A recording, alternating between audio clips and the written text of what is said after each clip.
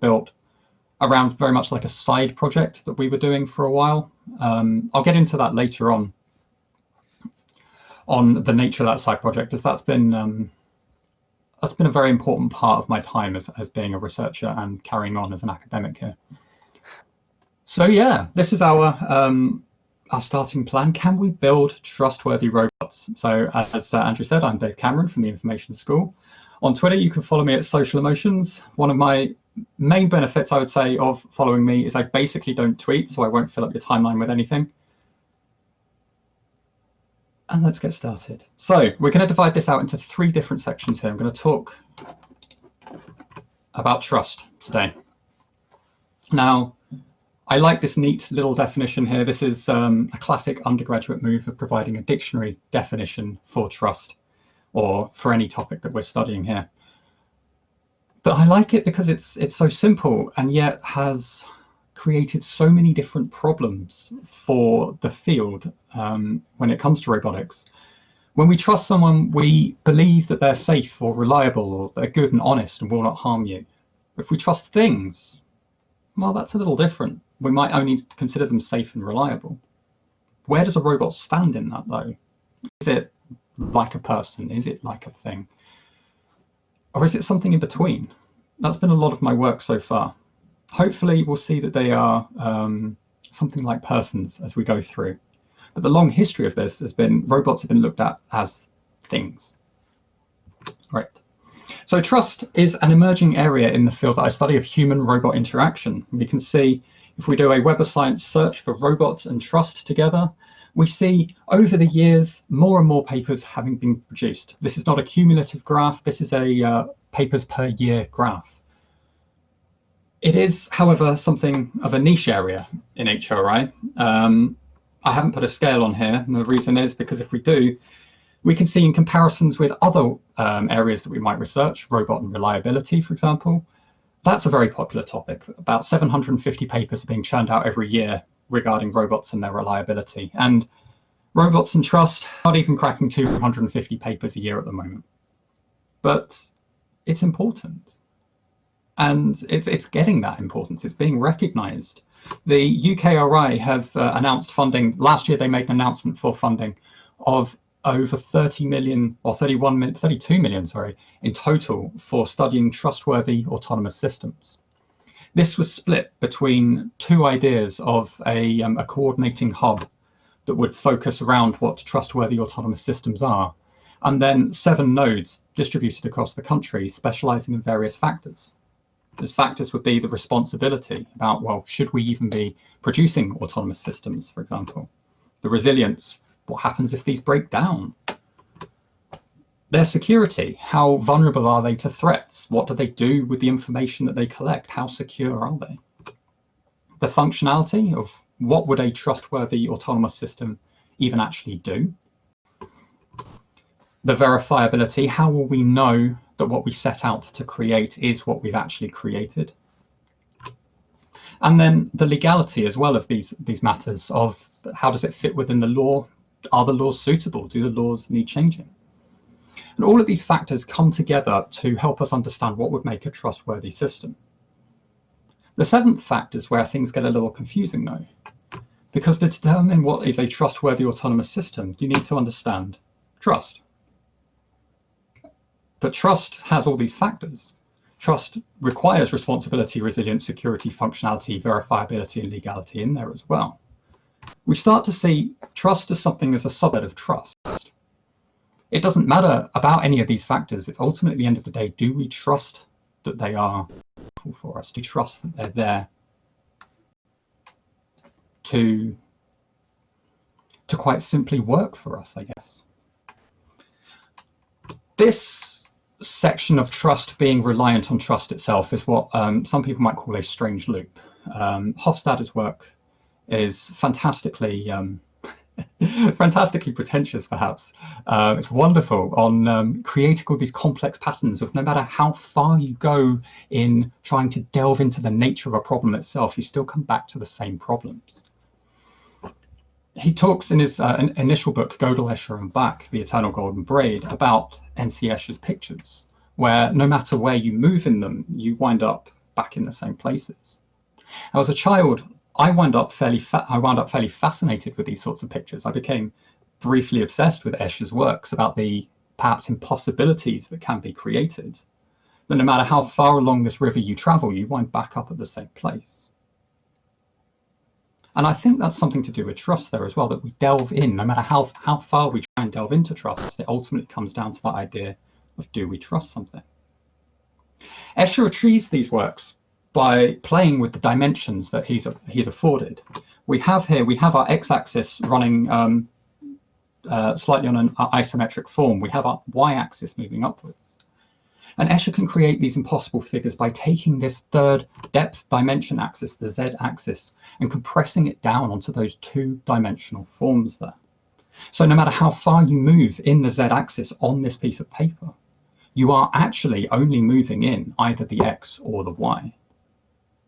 We'll see how that connects into trust later on. It creates these illusionary problems, perhaps, or it creates problems of illusion.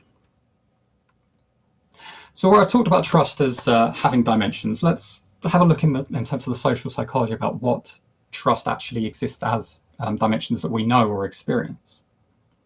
A very interesting paper by McAllister, who was is a occupational psychologist, studied trust and identified two major dimensions by which we might trust another person and build relationships with people, build networks with people.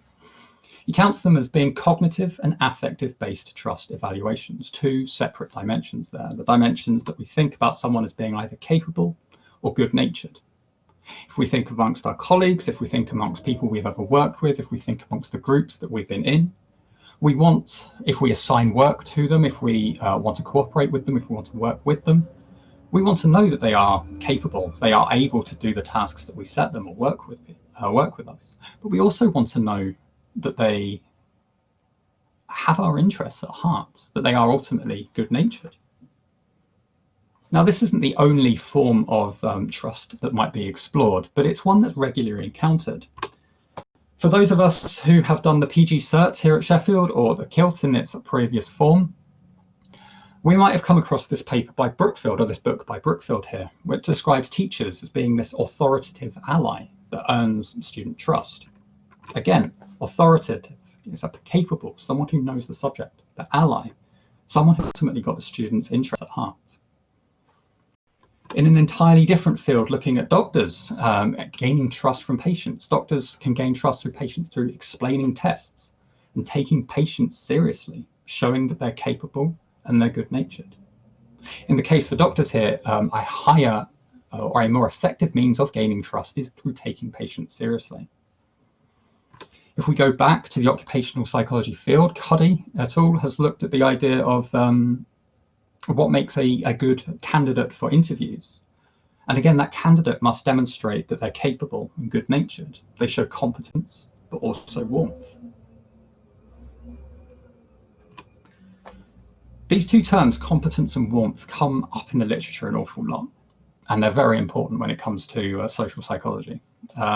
If you are interested in understanding trust at all, I would recommend the review by Fisk in 2007.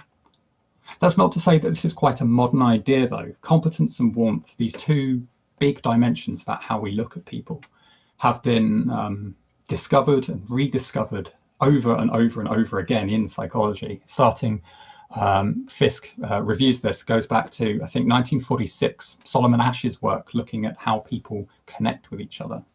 He identifies warmth back then. Fisk also reviews that this process of competence and warmth of connecting with people was rediscovered in the late 60s, I think. Yes, in the late 60s. And again, in the early 90s, these two forms, competence and morality, was considered at that point. Either way, these two dimensions keep on coming back over and over again. And it's with good reason, because 82% of our judgments, work based on Vojiska here, work showing that 82% of how we make decisions about other people, what we think of other people, can be explained by these two separate dimensions. Where does this relate to trust? Well, as we're saying, it's about the understanding of people. On these two dimensions, consistently, trustworthy will neighbour things like friendliness, helpfulness, and morality. It's not just that case of whether we trust a person to do something, it's whether they will trust them to do it for us, for our interests. We could place these on a straightforward axis here where we have competence running on our vertical and warmth running on our horizontal. We might look at different people in terms of, or archetypes of people as to what we might consider. We could look in the top corner here showing high competence, high warmth. These people, these stock photo actors dressed as doctors here, you would expect those to be competent, warm people for you. By contrast, on a low competence but still high warmth individual might be something like a puppy, that it's not very capable at doing its job, but it will love you. In the top left corner, we might see low warmth, low care towards other people, but high competence. What they do would be like ruthless corporatists, millionaires, billionaires, and so on. They are extremely effective at what we do. We could trust them to extract all the wealth from us. It wouldn't be in our interest, perhaps, but we could trust them to do it. And in the bottom left corner, we might have the sad sacks, those that are neither capable at what they do nor particularly lovable. Individuals such as this fellow, who would perhaps bet the future of a country on a sure thing and then still lose it. When it comes to robots, though, what sort of robots would we want to create? Now, in an ideal world, we'd obviously want robots in that top corner there. We would want robots that demonstrate both competence and warmth, but they might be in the preserves of the science fiction. The Baymax robot from Big Hero 6 is a medical robot designed to just care for people. It's like the paradigm of what a robot could be. But if we can't build those robots in that corner, which ones do we choose? Do we choose to build robots of high competence but not concern ourselves with warmth? Or do we choose to build robots with high warmth but not so competent? If we had to make a compromise, how do we do that? Well, we might look at some robots in terms of the competence only but low warmth. We might design robots to harm. Again, they'd be very effective at this, but what can we do? In contrast, we might think of robots that are not perhaps particularly useful at a great many things, but certainly still lovable and warm. However, this entire model of trust that I presented there, this entire set of working, doesn't even seem to work in those normal ideas. Robots aren't often considered in these terms of both competence and warmth. Trust, generally, when I've been reading about the work, generally seems to mean something else entirely. It's not friendliness, helpfulness, or morality. It's things like reliability, predictability, the ability to avoid errors. I'm going to sort of delve into now 3 different scales of trust. I'm going to talk about scale development as well. Now, I know people who even enjoy creating scales probably don't want to hear so much about scale development. I'll try and create as much drama and tension as possible behind these, because there's actually a fair bit of intrigue involved in why we've wound up in this strange place looking at trust. Scale 1. As trust in automation, developed by Muir and Moray in 1996. This is a good scale. It's a very strong scale. It's a scale that was built in trust in an automated orange juice pasteurizing plant. So people create a scenario and you would be given information about what's happening in the orange juice plant, and you would be assessed, you would assess whether to trust the information, to trust the robots or the automation that was doing this. And it provides questions such as, to what extent does the pump perform its function properly, rating 1 to 100. Your degree of trust in the pump's display, 1 to 100. Again, we're looking very much on that scale of competency, the capability of the robot, rather than whether it's producing orange juice in our own interest.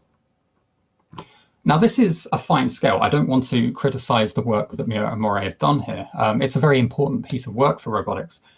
The trouble is it's generally over-applied. People just take scales and just refit them to fit their own work, and we just drop in. There's many people who have done this. For to what extent does the robot perform its function properly? Your degree of trust in the robot, just assuming that you can replace those terms and it's interchangeable. But robotics extends way beyond embodied automation. These are social agents. We can start looking at them as if they have some character to them, some person to them. This here is the Paro. The Paro seal robot is extremely lovable.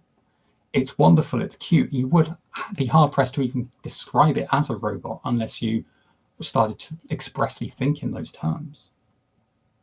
The Paro robot is used for help, mostly in like old folks' homes and so on, and recovery of just it's soft, it's gentle, it's slow.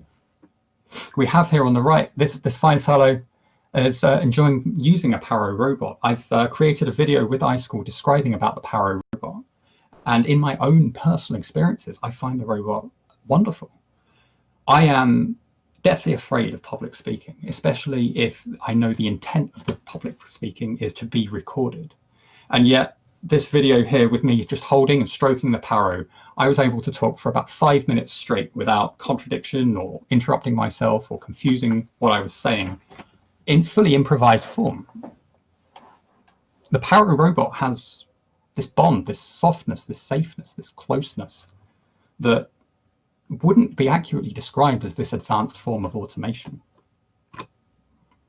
Our second scale that's important is another one regarding trust and automation by Jian et al. In 2000.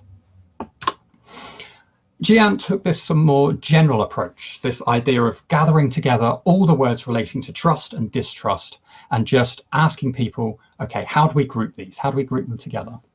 And he asked them in terms of people trusting in general, trusting other humans, or trusting machines. And it didn't seem to matter the context by which people were asked this. You just gathered them together and people would collect these words into these related 12 themes that formed the scale. The scale forms questions you agree on, statements about you agree on the system is reliable on a scale of 1 to 7. But then also things like the system's actions will have a harmful or injurious outcome. This would be a negative sort of coding there as to whether you trust it or not. Oh, sorry. Jian et al. Described these as there's trust and distrust examples, but they bring it together as a single form. That they consider them basically just opposites. So they say, well, it's a singular measure of trust overall. Spain in 2008 later confirmed there were in fact 2 different subscales there, but that's not often used compared to the original. That there is this trust and distrust. And if we look at the questions that are offered there, there is some resemblance to both this elements of competency and warmth being these 2 separate or somewhat orthogonal measures. There is an issue I take with the Jian scale though, and I don't know if I'm being entirely fair with it, but it's the origins and the reasons for producing the scale. It was produced and commissioned by the United States Air Force Research Laboratory. And the effort was accomplished under contract, blah, blah, blah, and so on. The thing that jumps out to me here is this reason for developing. The name of the grant is Crew Systems for Information Warfare. This is not perhaps then, if we look at the questions, the system will have a harmful or injurious outcome. Well, in whose interests? How are we describing warmth in this regard? These are no longer robots or automation of interest in warmth and caring and connectedness with people. These are not necessarily systems we would trust unless we were to defaultly assume that we're ourselves to be trusted, that we are the good guys. There would be many people who would regard an output of an automated system from the US Air Force, such as, say, a drone, as being inherently unwarm, untrustworthy, cold, harmful. It might seem a little odd that I talked about, when I'm talking about robots, I'm talking about automation scales rather than robot scales here. But I reviewed a paper literally yesterday that used both Muir's and Jian's scales for social robots, robots that had this specific human interaction, and wondering about the trust there. These scales are massively over-applied because there's very few scales for trusting robots. This one, Schaefer's scale, is a lot smaller in scope at the moment. It hasn't had time to sort of get its footing for people using it, but it's important because she's part of a team that are very big on trust over in the US. She takes, and this is her dissertation work, her thesis work, sorry. She takes a meta model of trust scales and identifies 172 172 questions already in use by people in the robotics field and gathers them all together. She uses factor analysis to identify a variety of factors and then consulting subject matter experts to distill this down to a 40-item scale and then a 14-item short scale made of those 40 items overall. We have questions such as what percentage of the time will this robot act consistently have errors? And then again, what percentage of the time will this robot be friendly? We see here that there's that real opportunity for competency and warmth to come through in this scale here. The issue is Schaefer's work boils everything down to one single score. It doesn't describe these things as two separate dimensions. It doesn't work on the competency and the warmth form. It works just on one measure. And we see there as a problem in this because competency and warmth, when I presented earlier, I didn't quite present how it actually works out in the sums behind it. Competency and warmth exist as orthogonal axes, or not entirely orthogonal axes. There is some impact on each other when the increase in warmth affects people's views of competency. The increase of competency affects people's views of warmth. And what we see here, as one changes, the other might change as well, that we get something of an illusionary effect if we reduce these dimensions down from 2 to 1. A robot might be warmer on Schaefer's scale, but then that only appears as a change in like this competency, this universal. There's another problem that I have with their scale, and it's the nature of these subject matter experts that who she consulted to help reduce down those big factors into this one single overall measure and 14 items. 11 subject matter experts are included, including from the US Army Research Lab, the United States Air Force Sense-Making Organizational Effective Branch. And we know from previous looks at this that the US Defense Forces are perhaps not so considered about this idea of warmth and caring through on their robots. That 14 item scale that they use that sends out to people entirely removes that potential for warmth. The work though that I do, social robotics, kind of highlights that limitations of the current exploration of trust in robots. If we are only using singular scales, if we're focusing heavily on the capability of robots, we're missing out on so much. And it's because we see robotic agents as social things. This has been known for a long time. We see computers as social things. This is extremely well developed work by Clifford Nass and like the early 90s. And we seem to be rediscovering it as in robots as well, that we treat agents, objects and beings that act with their own sense of intention as if they have some sort of social capacity. We bring social rules to these interactions as well. We don't just see them as social agents, but we see them as social agents operating on our terms within our worlds. And these don't even have to be particularly sophisticated here. This is something of a social robot. It's a robot that scans produce in a supermarket, looks for where there might be spaces for more produce to be put on the shelves. It also scans for spillages. People who worked with these in the US, these have been rolled out, they don't like the robots until a staff member put googly eyes on them, and it gave the robot some sense of belonging, of being another form of the team. That we try and see and create this social nature as much as we can, because these things, these agents that are out there doing and being, are so easy to interpret in that social form.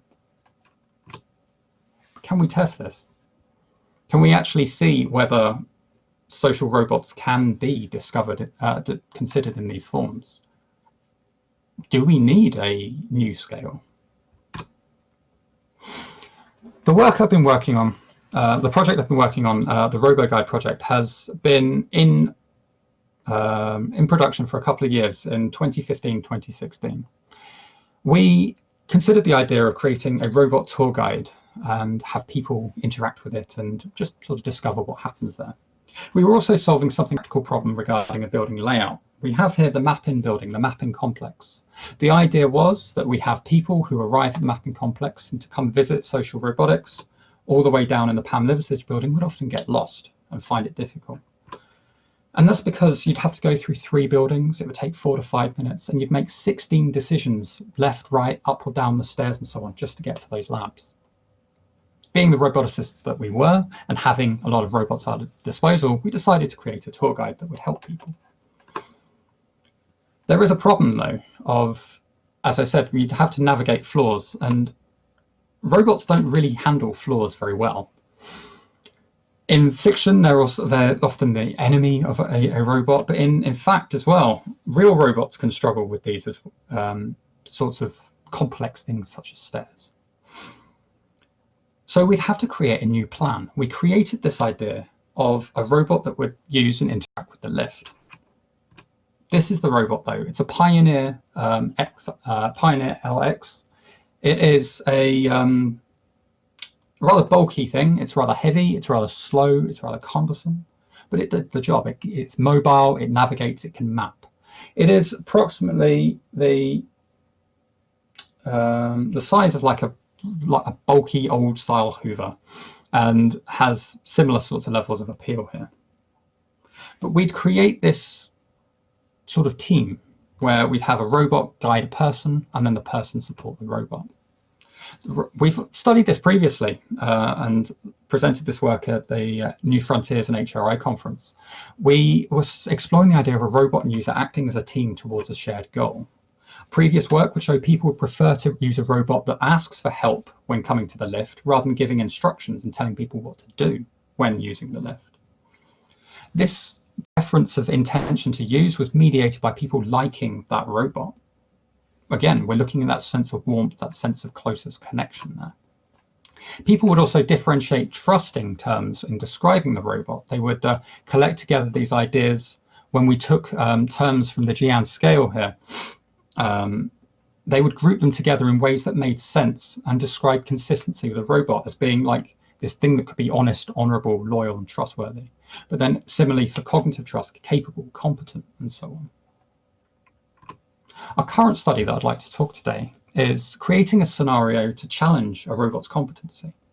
If all the scales, if all the interest for a robot's trustworthiness is built around this idea of a robot being reliable in what it does and being predictable in what it would do, well, let's create, or free from errors, let's create a scenario where a robot's trustworthiness would be extremely challenged. So we staged a video with a robot getting lost in the Pam Liversidge building. Now, this is something that's fairly easy to do. If you go into the lift is a confusing mess. And we crafted a video where the robot would go leave the lift on the wrong floor, eventually realize that it had gone wrong, and then come back and return to the lift. What we did, though, was to adjust its responses on how to recover, to explain or to apologize for the mistake made. The questions we were asking through this study: can we demonstrate that value of warmth as a construct in social robotics? Is it important to even have? If it's not, that's great. It means the existing scales that we can use, we can just carry on using, and that's fine. But if we find that there's this problem, then we need to readjust. We could make some clear, concise predictions as well, that from the organizational psychology literature surrounding trust, good collaborative teams are built on this idea of warmth ahead of capability. Cassioppo's paper describes the benefit of lovable fools ahead of competent jerks when it comes to working in teams. It's how we organize, it's how we collect people together. Could we create a robot that was likable and create this use of warmth that people would trust and engage and want to use the robot, even if it was no good at its own job? So we created this video, as we said, we distributed it out to university students and staff, and we got approximately about 320 people responding. And all the videos would begin with this: please follow me, I am here as your tour guide. And then the video would show the robot wandering around the building and getting to the lift, giving instructions to press the button and take you to B floor. We'd staged the video so that the lift would open on C floor and the robot would leave by accident. It was all controlled behind the scenes. We then created 4 different critical images, critical videos, sections in the video that, in our view, correspond with this idea. On the vertical there, a degree of competence versus lacking competence, and on from the left and right, lacking warmth through to warmth. So we have the demonstration of capabilities. My sensors detect this is C floor, not B floor. And on the right, but at the bottom, we don't include that. On the right, we have sorry for the mistake, specific apology made, the robot recognizing that it was the one that had gone wrong and it apologized. Now, obviously, this is artificial, but nonetheless, a simple short phrase, sorry for the mistake. Otherwise, from that, the videos were essentially identical, and this is the only meaningful change that we had between them. We took measures using the Godspeed questionnaire for liking and perceived intelligence. This is something that we took as a sense of like neutrality regarding this idea of trust, that it's just a short thing on whether you like the robot or not and how capable you thought the robot was. It feels somewhat analogous to the idea of being competent and being warm as an agent, but doesn't have the connotations around trust that I was arguing attached to it yet. We took those terms as well for trust from our previous study. As we said, they were drawn from the list and GN et al. About creating this trust scale. And then finally, we asked people about their intention to use the robot if this was rolled out in real life. Our results were very pleasing, I should say. It was very good to see what we found. We're stating the apology supported people's liking of the robot. People who liked the robots, people who heard the apology liked the robots significantly more than those who did not hear an apology. By contrast, stating its knowledge supported the people's perception of the robot as being intelligent. So on those scales, of competence and warmth, on those scales, we seem to have this representation here. People like it, people feel close to it, and versus people seeing the robot as being good at what it does. The absolute critical part, and part that I haven't quite mentioned at this point, is that there's various impacts that apology has on your perceived capability. If we apologize, we view people as being less effective at what they've done, but ultimately honest. It's a skill that brings out warmth in people, but also lowers perceived capability. And we saw this work as well, that the robot stating its apology reduced perceived intelligence. People viewed the robot as effectively less useful. It had one job and it couldn't do it properly. Now, overall, these were small effects. It would be what we would be expecting, really. It's a short intervention in a brief video anyway. You wouldn't expect gigantic changes here, but nonetheless, statistically significant and I would say sound. When we conduct factor analysis through the trust terms, again, we see those three factors we found previous about distrust or falsity, cognitive type trust, and affective type trust. What was important, though, is we found that trustworthy as a term itself jumped from one factor to the other. It fits kind of close in both, but it's much, not much, it's just over the threshold on cognitive trust. We created this sense of a challenge to the robot's capability here. And I think we are representing here that there was this impact as to whether a robot's actually trustworthy in terms of its capability. The previous studies that we'd run didn't have that sort of risk or threat. But the key part, stating that apology supported people's intention to use. Again, it wasn't a gigantic effect, but you wouldn't expect so. This was mediated by liking and trusting in that affective sense of the robot. Only those two outputs were in any way correlated with the intent to use. People form those teams they want to connect, they want to intend to use and work with based on who they like rather than who they think is most capable. Despite considering that robot to be less useful at the one job it had, people preferred the robot that apologized. We have this reason, we have this need for that warmth and that connection there, especially around robots that even show a rudimentary sense of socialness. The old scales don't work anymore. Now, I don't have an answer for what we do yet, but we can develop some new plans. We can try and dig through. The sad thing is for Schaefer's work that she had that warmth in her scales. Those factors are there in the middle of her thesis, but was somehow argued away, in part based on consultation with subject matter experts. Maybe we've had enough of experts. I'd like, with the last remaining time, to talk about the RoboGuide project itself. I think it's important that, especially where I have challenged some work based on who has conducted it previously, that I'm open and clear with how this work has been conducted anyway, and how this project came about. The RoboGuide project was never really meant to be. There was everything was against it to start with. It started entirely by accident.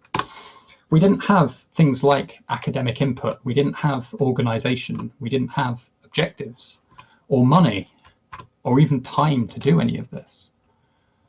I've ranked these in what I think as well as not just making a nice picture there, but perhaps the important factors when it comes to making and conducting a project. We didn't have anything. We just had people come together and say, do you want to do a study?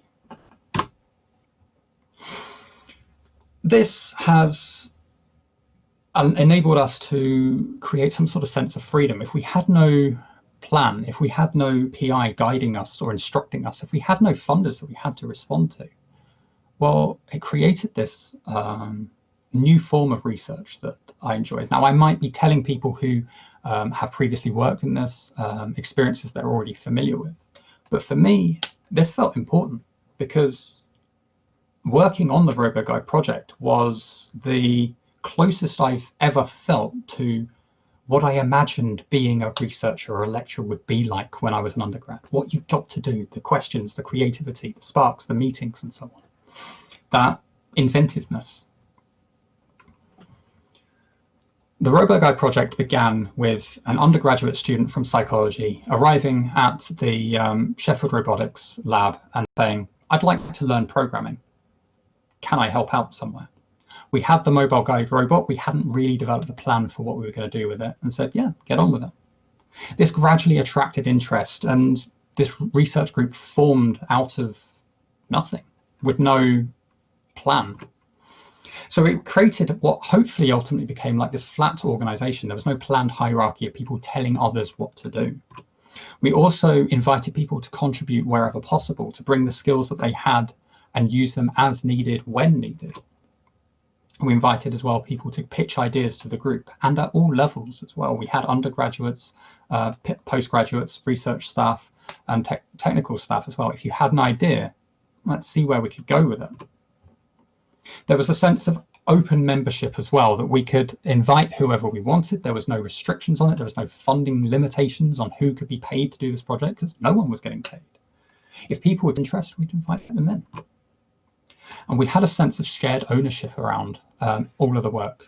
Quite simply, if you contributed, you got your name on a paper. If you had something worth saying, you were permitted to say it.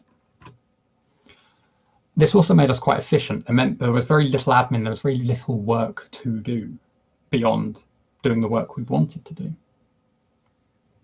Now, there was never a plan to develop this sort of chaotic, anarchic type form, but looking backwards on this, this is definitely some experience of like this neither PI nor funder watchword felt very apropos. I looked up what we've corrupted that from, and we're coming back to this sense of like communal coming together. It's quite fun that one of the earliest forms of this type statement, neither God nor master, is constructed from here in Sheffield, of a man who decided he didn't want to pay rent anymore.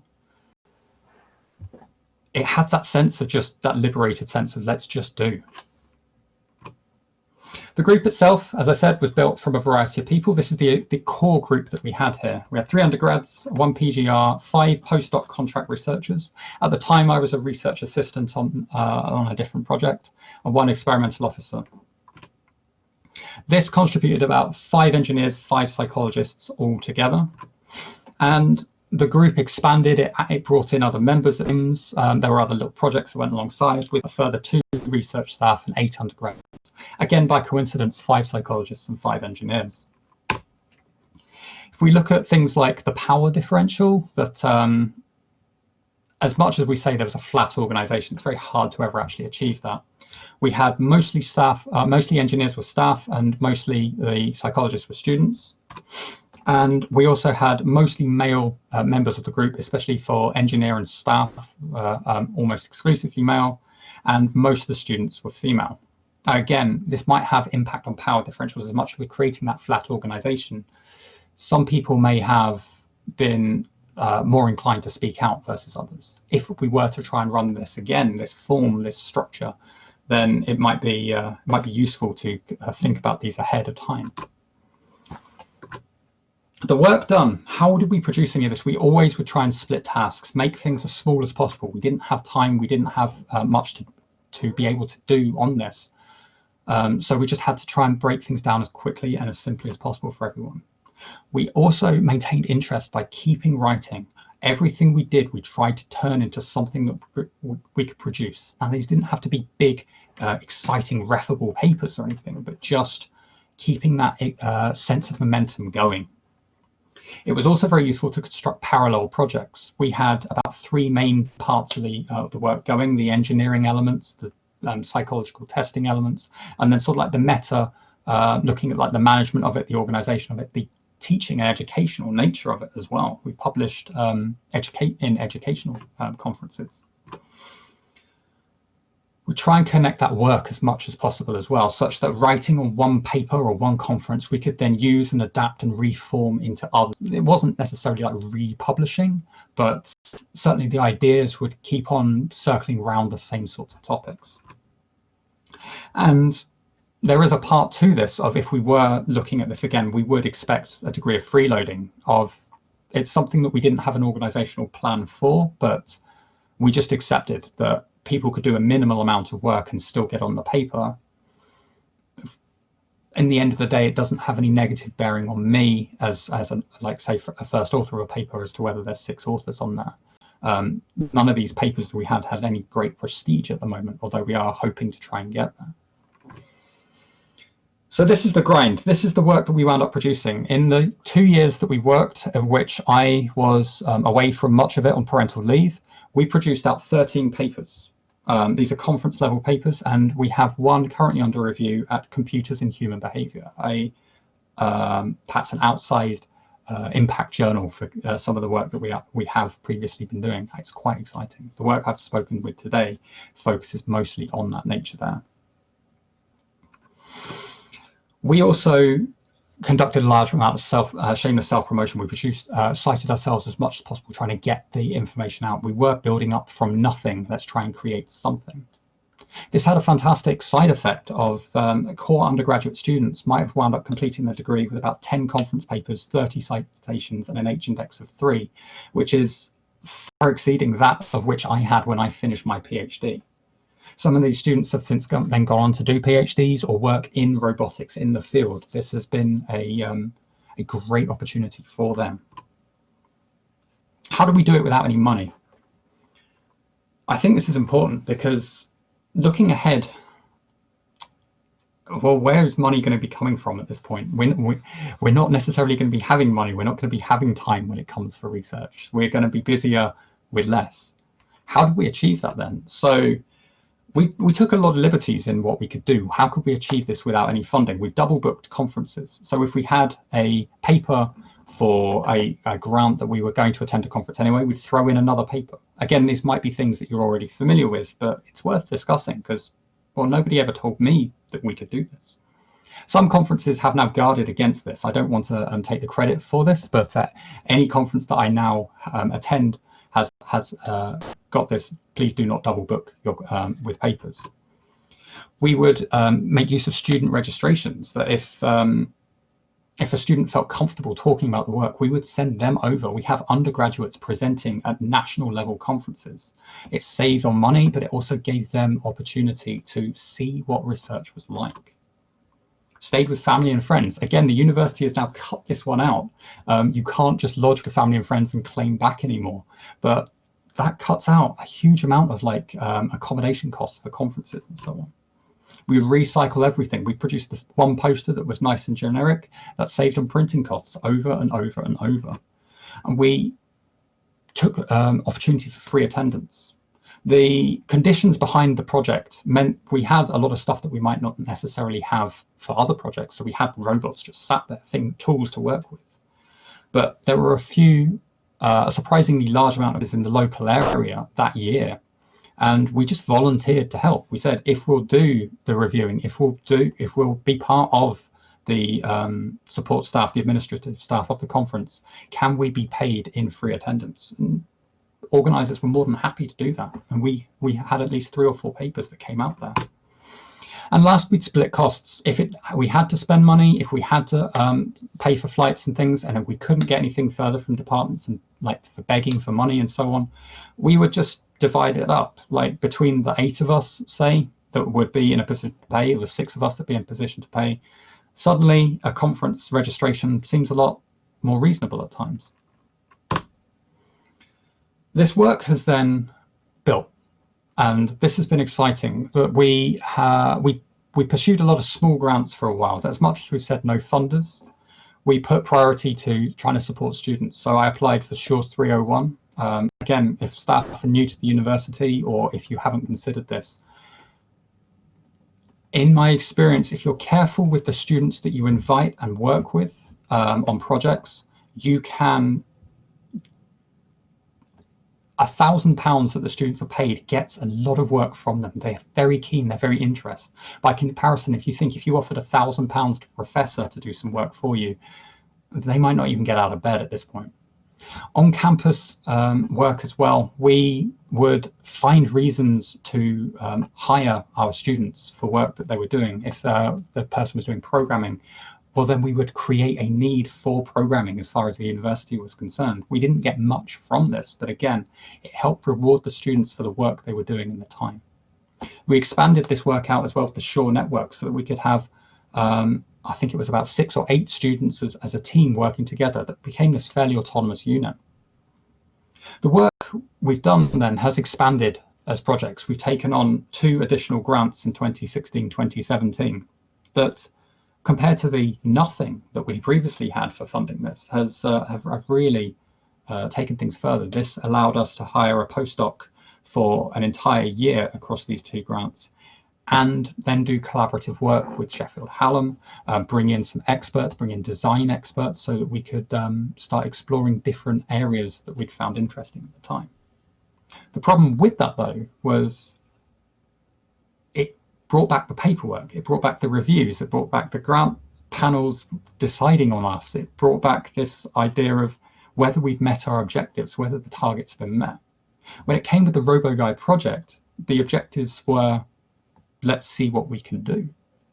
If we can try and grab together some time, if we can try and pull together people that have a common interest, or have just perhaps even tired of the idea of the having to answer to others about what your grant did you achieve the aims, did you do it, and you just want to study, you want to explore, you want that openness, then there might be opportunities to take a look at the idea that we are going to have, it's harder to get grants. Well, then what can we do without grants?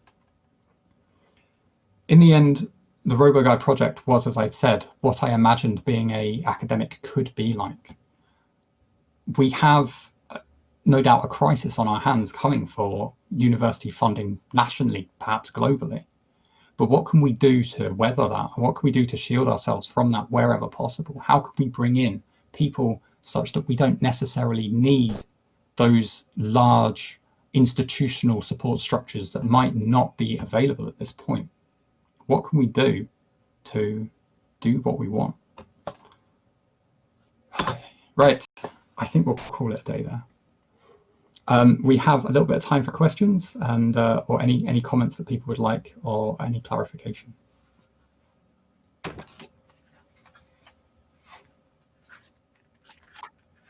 Dave, I just... Yes, Johan. Oh yes, I didn't expect that's my turn already. I've just I'm not in the robotics area, and so I'm just curious about one aspect of about the warmth dimension here. Yes. Yeah. Which is that, as far as I understand all these things, competence is a kind of a thing that actually exists in a robot, right? Yes. But yeah. warmth is something that is brilliantly faked, maybe, but it's not really there, right? Yes. So, and this leads me to a second related question, which is, if it's like this, then did you explore the reaction of people that are confronted with a robot faking warmth for the first time, or who are like routinely interacting with it? Because yes, this will kind of, show that it's all fake, really. Yes, yeah. That is a wonderful question, and it's a very, very important question. Thank you for giving me an opportunity to talk about it. So, some of the work that I've been doing with Stevie-Anna Desai from iHuman, or rather some of the work that she has been doing that I have been lucky enough to be witness to, is looking at that very question of the robot itself can be programmed to work on another's behalf. The robot, the scenario we created was fake warmth. That robot did not feel, it did not care. But it presented as if, and the concerning element is that that was enough for a person to believe it and experience and adjust their thoughts and intentions based on it. What we need to do, and what Stevie says that I think is really important here, is we need to start looking at robots as representatives of the person that owns them, or the manufacturers that produce them. And that the way that we are going to be able to generate and form that warmth is for the robot to be transparent about its creators or its owners' own intentions. So one of the things that I found very fascinating in a lot of this work is the use of warmth and use of an apology in the corporate world. That companies study this so much on, if they make a mistake, if there is, an oil spill or so on, how do you convincingly apologize so that customers continue using your product? And at which point that has completely spoiled the whole sense of warmth at all. That you're using it manipulative. It feels almost somewhat psychopathic, perhaps. I say that with a little. Perhaps I've been incareful about my words there, but manipulative, that might be a more useful sense. So it's not so much about can we use these factors to create a sense of trust, but we are able to create a sense of trust, and how do we go about doing so properly? Now, this is follow-up work that we're very much interested in, and if you are interested in that, I'd like to chat further on it, but in general, we can't just show warmth, we have to express the warmth that we're feeling towards others. And robots are not in a position to do that at the moment. Oh, Sheila, hello. Hello, thanks very much. In fact, I particularly enjoyed the last part about ways of working in the project, but it was just, I put my hand up to follow up on the last question, in that at the moment I've got embedded in some kind of 1960s, 1970s motivation theory because of some background reading I'm doing for a literature review. And I was reading one of the original articles by Hertzberg on motivation hygiene theory, and I was just thinking that, because I've been thinking that human beings you encounter a lot of human beings faking warmth. Yes. With all your encounters, which I think you were addressing in your answer just now. I was wondering whether the apology, which used to be something which was a motivator, has become a kind of hygiene factor that if it's not there, I mean, that might also be affecting, and this is very amateur, I'm 2 weeks in motivation theatre, but thinking that whereas that nowadays people are so conditioned to expect that everyone apologizes to them about everything, that if they don't get an apology, it will put them off. I mean, whether it might be more they're put off by someone not apologizing because they just expect everything, whether a machine or a person to do that, more than it motivating them. Yeah. Yes, it's a very, again, insightful question there on what is an apology worth, I guess. And there will be, without doubt, cultural factors in this. There are forms for an apology which come from different levels of different levels of power and so on, and the sense of the proper ways to apologize. You don't need to concern yourself with something of an amateur question, because I will have something of an amateur answer. But I guess the closest that I can think of to discuss on that is, like, for my kids, they will cheerfully apologize for, say, doing something wrong or something's gone, like they've got into a fight or whatever. But they absolutely hate the element where I say, and part of an apology is a promise to try not to do what you did again. And they see this apology as some sort of, like you said, this hygiene, this slate of, well, I did that. Now that I've apologized, that's finished. We don't need to address this matter anymore. You know, that's half of it. But it's that going forward, that amending behavior, showing that the behavior was perhaps an accident rather than of malice, and moving forward. But as you said, if we are conditioned to apologize for everything or expect apologies for everything, it doesn't have that weight, it doesn't have that strength there. One of the parts of this that's quite fun is, if I create a robot that's trustworthy or presents itself as trustworthy, we've immediately challenged what trustworthy is, because we've demonstrated it can be synthesized. So I don't know, perhaps we're looking at, my long-term aim is creating some sort of like radical honesty in lots of people, because that's what we might need when it comes to these synthetic beings. Alessandro, how much they have no physical, right, I'll just read that out for the recording. How much do you think these results generalize to agents that have no physical form, such as chatbots, search engines, etc.? Was the fact the robot was a physical entity being important? So a lot of the work that we're doing in robots here is rediscovering work that already happened in HCI, human-computer interaction. As I said, particularly the work surrounded by Clifford Nass. Pretty much any of the studies that look at, oh, we can see robots as being a social being, has its roots in some form with a computer, where the studies have been done, computers in the early 90s, so pretty much just text programs on screens. So it might not be there's this embodied form is necessarily important. Like we said, companies and corporations try and do this this type of apology, this type of social agent nature. I mean, we look at all the work that is done with brands now about trying to be relatable and so on. They don't necessarily have like this corporal physical form anywhere, but people treat them as if they do. So a lot of my work is looking at the strength that the existence of an agent in whatever form it comes is somewhat sufficient for us to encourage us to do the work ourselves, so that we are insisting upon a socialness on the agent, or insisting upon social understanding there, because it's so prevalent wherever else we see it. I think there is an importance to embodiment when it comes to robots. There's lots of studies showing the difference between disembodied agents versus embodied agents. I like the idea that a robot is a simple social agent rather than an advanced embodiment of objects. How exactly it is, it often comes around to the form itself. So we expect robots that look humanoid to understand humanoid behaviors and beliefs and so on.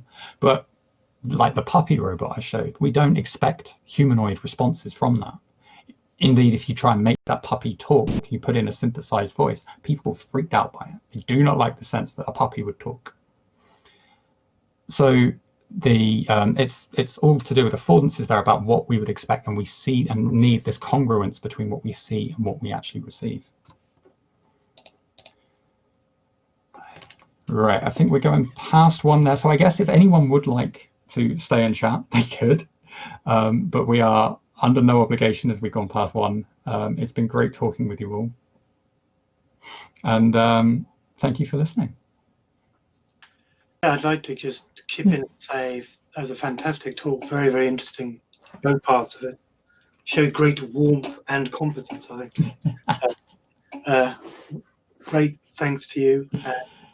I'll perhaps just stop the recording, but if people want to stay and chat today, obviously, it'd be great.